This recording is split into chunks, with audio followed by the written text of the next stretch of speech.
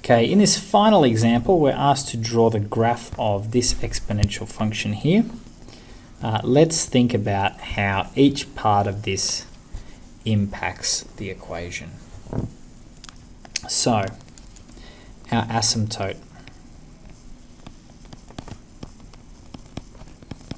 Normally, it's at y equals 0. In this case, we have a minus 9 tacked on the end. So that is going to subtract 9. It's going to lower by 9, which means y equals negative 9 is going to be our asymptote.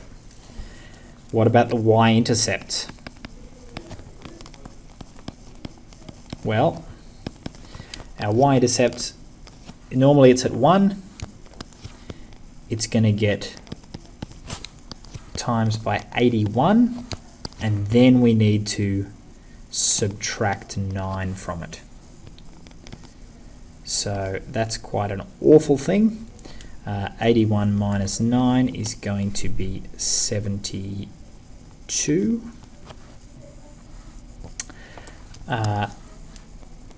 Next most important thing is the growth rate. Okay, the growth rate is actually not growing, it's decaying. So the way we can express that is it's going to be 1/3. In other words, it's going to drop by 1/3 every unit we move along to the right. And the way we can show that, this 3 to the minus x, well, that's the same as 3 to the minus 1 to the power of x, which is the same as 1 on 3 to the x. So I could write it that way as well. This is the negative power thing going on. All right, I'm actually going to put my x-intercept in on this one. Now, you don't have to do this unless it's explicitly asked for. If it is asked for, the questions will be rigged so that the answers come out quite nicely. And just like with polynomials, we find our x-intercepts when y equals 0. So if I take this equation and I substitute y equals 0,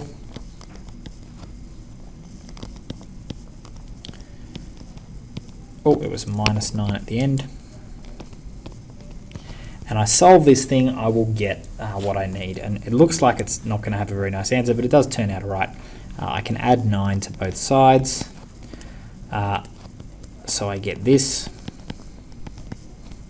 Divide by 81.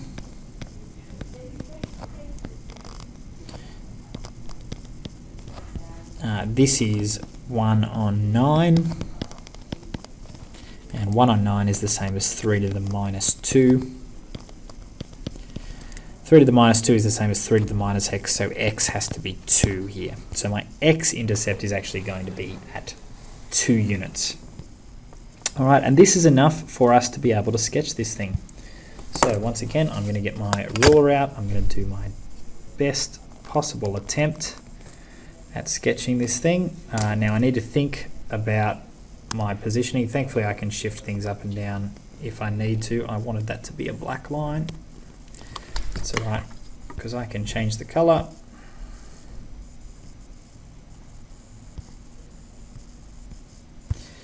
And I'll go this way as well. Now with this one, remember we need to leave space for a negative asymptote.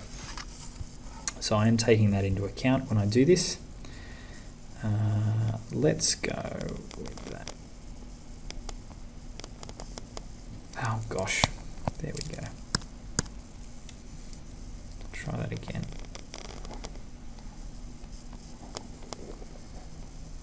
Yep, just as bad as always. Let's pretend that that goes down there on the line. Okay, might need to use some imagination with this one.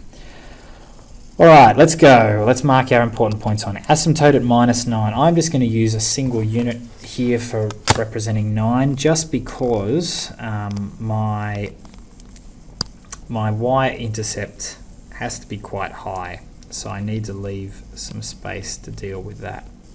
And if I set these too far apart, I'm going to have a really, really tall, skinny graph. So that's going to be my asymptote right there. Okay. So if 1 unit is 9, my y-intercept needs to be at 81, so it's going to be 9 squares. I've left myself nowhere near enough space here, so I'm going to extend that a little bit. Whoa.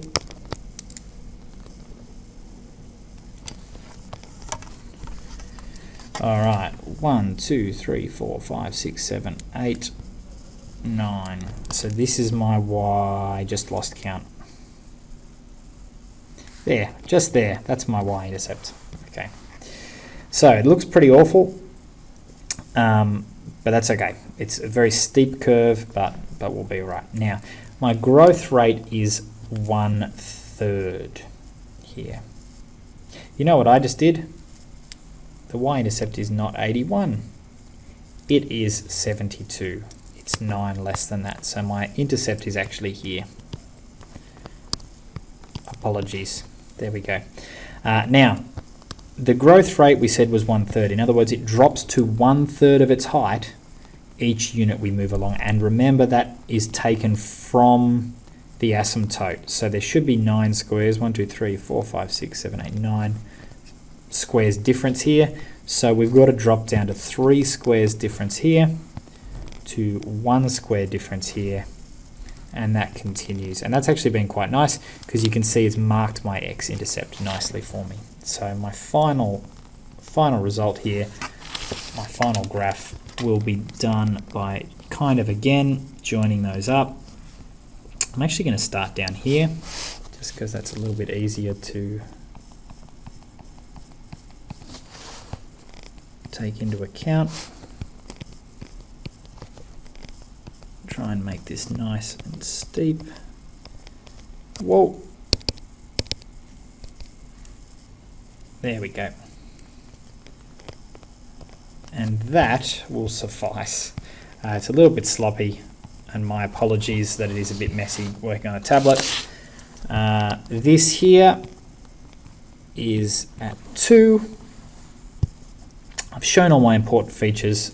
I've done the growth rate correctly. My asymptote is correct. This is as much as you could be expected to do for a graph of an exponential function. Okay, so there's just a couple of examples. The great thing about having computer technology is, you know, if you want more practice, you can just make up an equation, see if you can sketch it, and then plug it into something like GeoGebra to see if you get it right. Also, I'll just make a note, you shouldn't get anything awful like this going on in exams. We will make sure that we provide you a piece of grid that is of sufficient size to be able to sketch whatever you need to sketch for your questions if you were asked to do this in an exam. Okay, so that is sketching exponentials.